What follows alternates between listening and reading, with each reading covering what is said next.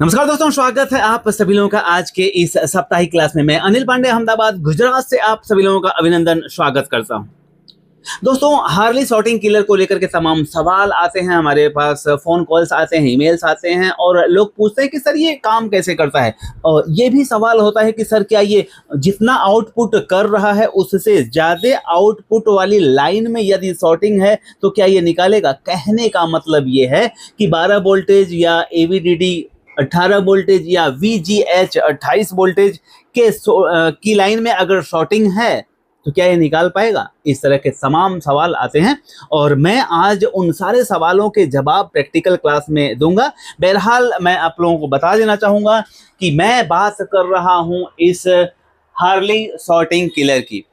अब ये Harley sorting killer, यदि आप पैनल के अंदर, ग्लास के अंदर की सॉर्टिंग निकालने के बारे में सोच रहे हैं तो इसको बिल्कुल ना खरीदें, क्योंकि ये ग्लास के अंदर की सॉर्टिंग निकालेगा कि नहीं ये मुझे नहीं पता है, मैंने कभी प्रयास नहीं किया है। परंतु ये मैं अच्छी तरह से जानता हूं कि स्केलर PCB हो या टिकोन बोर्ड हो या मदरबोर्ड हो, इन सारे जगह पे जहां पे भी सॉर्टिंग डिटेक्ट होगी वहां ये सॉर्टिंग निकाल देगा। तो आज के इस साप्ताहिक क्लास में मैं प्रैक्टिकल में आपको करके दिखाऊंगा कि कैसे ये सॉर्टिंग निकालता है और हम कैसे डिटेक्ट करें कि कहाँ पे सॉर्टिंग है। वैसे तो सॉर्टिंग डिटेक्ट हो ही जाती है, कहीं भी PCB में सॉर्टिंग होती है तो आप आसानी से डिटेक्ट कर लेते हैं। पर होता क्या है कि एक ही कोई कंपोनेंट शॉर्ट है और उसकी वजह से कई कंपोनेंट शॉर्ट बताते हैं और तब जरूरत पड़ती है इस हार्ली सॉर्टिंग किलर की। आए चलें आज की साप्ताहिक क्लास में मैं सॉर्टिंग किलर के माध्यम से सॉर्टिंग कैसे निकालते हैं वो दिखाने का प्रयास करूंगा। आप नज़दीक से आएं। देखें, हमारे पास एक सेट है। मैं पहले इस सेट के सिम्टम्स को दिखाना चाहूँगा। ये 24 इंच का सेट है और बहुत सारे टेक्नीशियन भाई के पास ये सेट आते हैं। तो होता क्या है कि जब सॉर्टिंग होती है और नए निकाल पाने में फिर वो वापस कर देते हैं। तो देखें, ये सेट में नज़दीक से आप देखें, स्टैंड बाई की लाइट जल रही है और जब मैं इसको स्टैंड बाई से रिलीज करूँगा तब क्या होगा वो देखें। ब्लू इंडिकेटर आ गया। ब्लू इंडिकेटर आने के साथ में यहाँ बैक लाइट में जर्क भी आपको दिखाई दे रहा है। अब यहाँ फर्स्ट स्कैन में ये पता चल जाता है कि इसका बैक लाइट ओके है, इन्वर्टर सेक्शन ओके है, मदरबोर्ड भी ओके है। अब प्रॉब्लम है तो सिर्फ डिस्प्ले में। और ये मैं बता दूं, ये किसी हमारे टेक्नीशियन भाई के पास से ही आया हुआ है और उन्होंने इसमें काफ़ी प्रयास भी किया है, परंतु फिर भी सॉर्टिंग नहीं निकाल पाए हैं। तो अब सॉर्टिंग किलर के माध्यम से इस सॉर्टिंग को निकालना कितना आसान है वो मैं दिखाना चाहूँगा। मीटर को बजर मोड पे रखें सॉर्टिंग डिटेक्ट करने के लिए। और इसके पहले आपको सेट को बंद करना है। सेट को बंद करने के साथ में आप इस LVDS को डिसकनेक्ट करें स्केलर PCB से और देखें इसमें कहाँ सॉर्टिंग है। आप नज़दीक से दिखाना चाहें तो दिखा सकते हैं। यहाँ देखें, काफ़ी प्रयास किया गया है, काफ़ी मेहनत किया है किसी हमारे टेक्नीशियन भाई ने। और देखें दोस्तों, कोई 100% नहीं होता है। निकालने के बाद भी इन्होंने सारे PF चेक करके देखे हैं और देखें तब भी ये सॉर्टिंग बता रहा है। नज़दीक से आप क्लोज करके दिखाएं, ये यहाँ सॉर्टिंग दिखा रहा है अभी भी, और ये भी कंपोनेंट्स और दिखा रहा है। साथ में और भी चेक कर लेते हैं, ये सॉर्टिंग नहीं दिखा रहा है। यहाँ देख लेते हैं, सारे PF को चेक कर लेते हैं। अब जब आपने ये देख लिया कि यहाँ देखें PF यहाँ निकाला हुआ है, यहाँ पे PF निकाला हुआ है लेकिन सॉर्टिंग तब भी है। अब यहाँ पे इम्पोर्टेंट बात ये है कि आप ये समझ लें कि वो सॉर्टिंग कौन से वोल्टेज पे है। तो मुझे पता है कि ये जो PF लगे होते हैं ये AVDD पे लगा हुआ रहता है और AVDD पे अगर सॉर्टिंग दिखा रहा है तो यहाँ पे कोई वोल्टेज बनेगा नहीं। मैं इसको आपको ऑन करके दिखाना चाहूँगा ताकि आपको एकदम स्पष्ट हो सके कि इस सॉर्टिंग किलर का इस्तेमाल कैसे करते हैं। साथ में आपको ये भी पता चलना चाहिए कि हम सब लोगों के लिए ये सॉर्टिंग किलर किस तरह से महत्वपूर्ण है।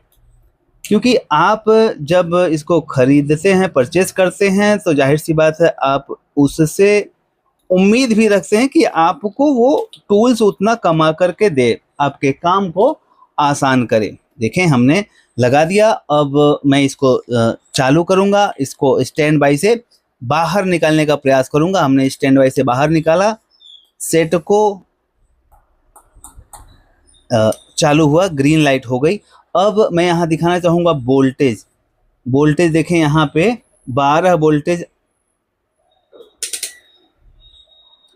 यहाँ देखें 12 वोल्टेज आ रहा है, लेकिन एवीडीडी पे यहाँ पे वोल्टेज नहीं बन रहा है। और भला वोल्टेज बनेगा कैसे जब ये इसमें शॉर्टिंग है?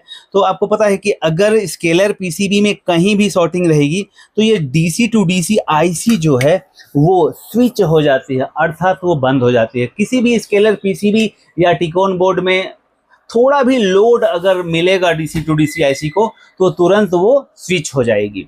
अब वही सिचुएशन यहाँ हो रहा है और शॉर्टिंग यहाँ पे इस पीएफ पर दिख रहा है और किसी भाई ने उसको पूरी तरह से निकाला है कई पीएफ, और उसके बाद भी ये काम हुआ नहीं है।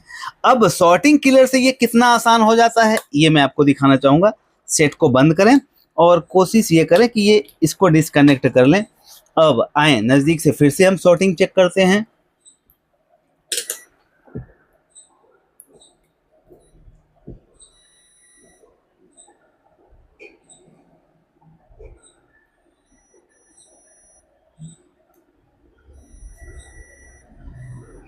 एवीडीडी की लाइन पूरी शॉर्ट बता रही है।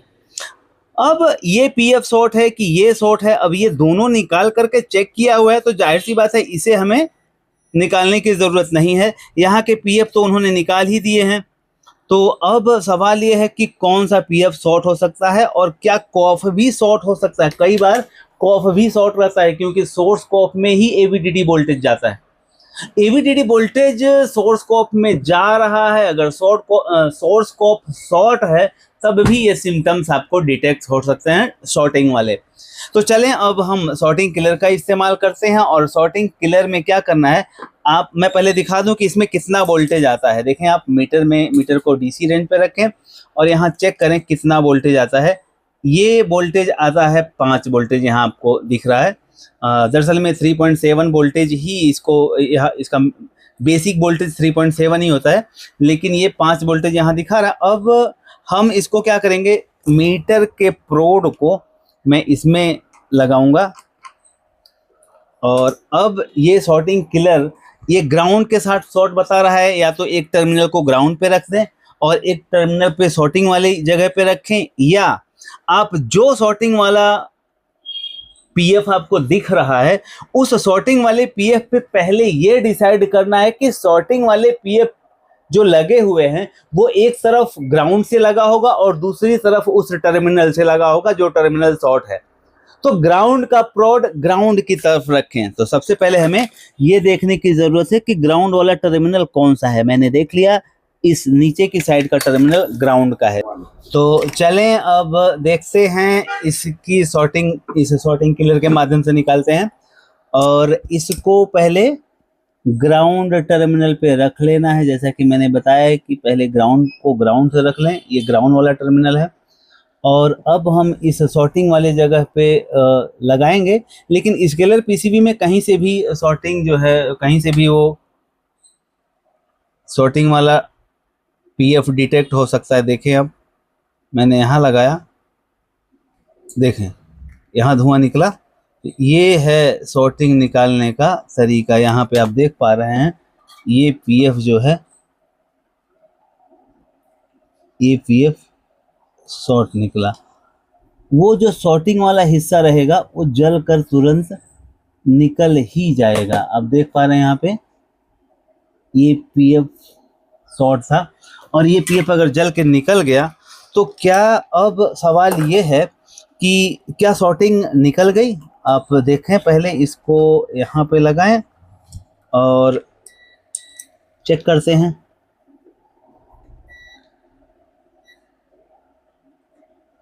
देखें अब शॉर्टिंग यहाँ नहीं बता रहा है। अब अगर यहाँ शॉर्टिंग नहीं बता रहा है तो जाहिर सी बात है पिक्चर आ जानी चाहिए, यहाँ वोल्टेज भी आ जाना चाहिए। तो सेट को चालू करते हैं। ये आप देखें, मैंने LVDS लगाया।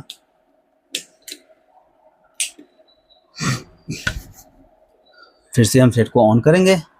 सेट को हमने ऑन किया और ऑन करने के बाद हमें इसे वोल्टेज रेंज पे रखना है, सेट को चालू करना है और चेक करना है कि क्या AVDD पे वोल्टेज आ गया। तो एक बार हम आपको दिखाना चाहेंगे।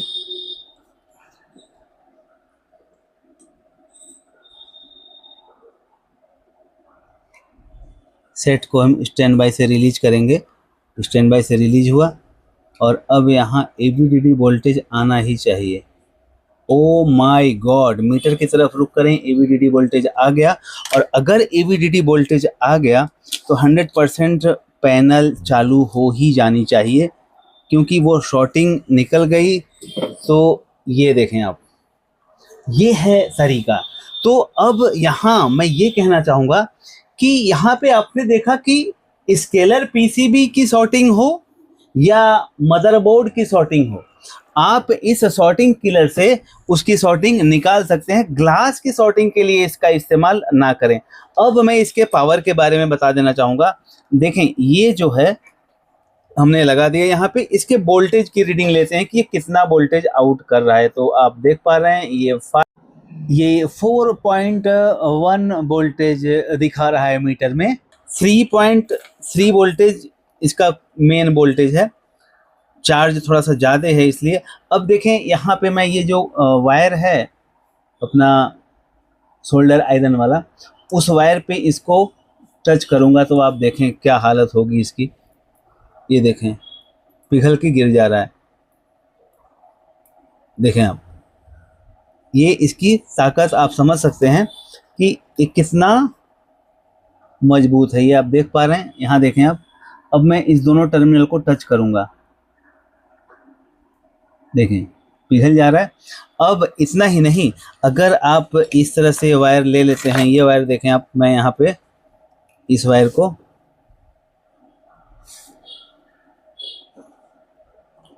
यहाँ पे इसको लगा दिया। अब इसके पावर को आप देखें,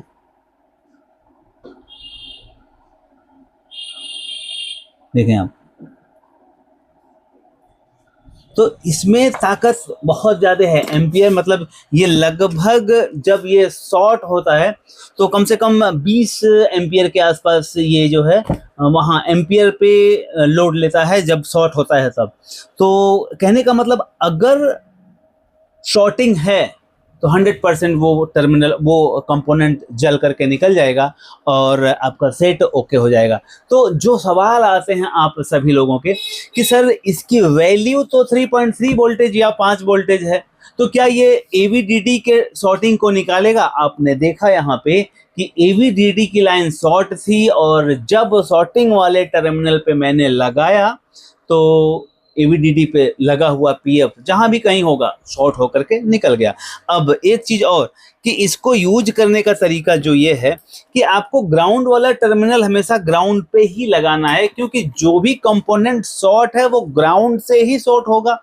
तो अगर ग्राउंड से शॉर्ट है तो ग्राउंड वाला टर्मिनल ग्राउंड पे लगाएं और बाकी जो दूसरा टर्मिनल है उसके पॉजिटिव टर्मिनल पे टच करेंगे तो जहां पे भी शॉर्टिंग होगी वो शॉर्टिंग निकल जाएगी। तो कितना यूजफुल ये टूल्स हो सकता है आपके लिए, ये आप खुद मूल्यांकन कर सकते हैं। और जो ये कंफ्यूजन था आप सभी लोगों का कि AVDD या VGH की शॉर्टिंग ये निकालेगा कि नहीं, वो आपको यहाँ प्रैक्टिकल देखने को मिला। अब दूसरी बात मैं बता देना चाहूँगा दोस्तों कि मेरी किताब जिसका इंतज़ार आप सभी लोगों को था वो अब आ चुकी है। आप यहाँ स्टॉक में देख सकते हैं। ये जो हार्ली की बुक है ये देश के अलग अलग लोग मंगाते हैं अलग अलग जगह से, और इस तरह से हम डिस्पैच करते हैं, पार्सल भेजते हैं उनको। तो आप जहाँ से भी हैं अगर आप बुक मंगाना चाहते हैं तो मंगा सकते हैं। अच्छी बात तो ये है दोस्तों कि ये बुक सरल हिंदी भाषा में है और इसमें कोर नॉलेज दिए गए हैं, वो सारे नॉलेज दिए गए हैं हिंदी में जिसकी आपको ज़रूरत है, सख्त ज़रूरत है। और वो ज़रूरत इसलिए है क्योंकि बहुत सारे प्रॉब्लम ऐसे होते हैं LED टीवी में जो दरअसल में फॉल्ट नहीं होते हैं, लेकिन उसके सिम्टम्स ऐसे होते हैं कि वो कोई प्रॉब्लम ही है। और अगर इस तरह के कंफ्यूजन में आप रहते हैं तो 100% ये गाइड, ये किताब वॉल्यूम 2 आपका काम आसान करेगी। ये कोर प्रॉब्लम को बताती है कि कोर प्रॉब्लम कौन से होते हैं, एक्चुअल प्रॉब्लम कौन से होते हैं, साथ में कौन से ऐसे प्रॉब्लम हैं जो प्रॉब्लम नहीं हैं लेकिन फिर भी प्रॉब्लम जैसे दिखाई देते हैं। तो इस तरह के बहुत सारे जो कन्फ्यूजन है वो आपके दूर होते हैं इस किताब से। 225 पेज की है और हिंदी में है, कलर में है, और हर इसके जो टॉपिक दिए हैं हर टॉपिक पे एक QR कोड दिया हुआ है और हर QR कोड आपको दिखाएगा एक ब्यूटीफुल वीडियो। मैं आपको दिखाना चाहूँगा। बारिश की वजह से हम इसकी पैकिंग पे विशेष ध्यान देते हैं ताकि कोई किताब खराब ना हो। और दोस्तों मैं बताना चाहूँगा कि ये जो गाइड है, जो बुक है, कोई भी किताब हो, वो हमेशा हमारा मार्गदर्शन ही करती है।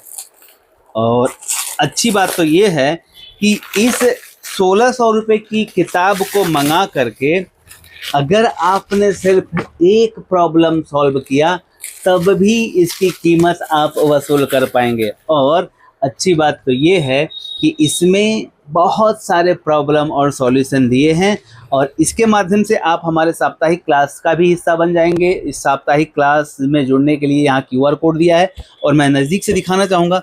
इसमें देखें बहुत सारे वो सारे प्रॉब्लम के बारे में इसमें बताया गया है। 4K और 2K फुल HD पैनल से संबंधित ज़्यादा जानकारी है इसमें और स्लाइड इमेज के साथ में है। और लगभग हर चैप्टर पे मैंने इस तरह से QR कोड दिए हैं। QR कोड स्कैन करके आप उस संबंधित प्रॉब्लम को लाइव देख सकते हैं अपने मोबाइल में। तो है ना ये यूनिक बुक आपके लिए। तो कब कर रहे हैं ऑर्डर, डिसाइड कर लें, नंबर फ्लैश कर रहा है। Thank you very much.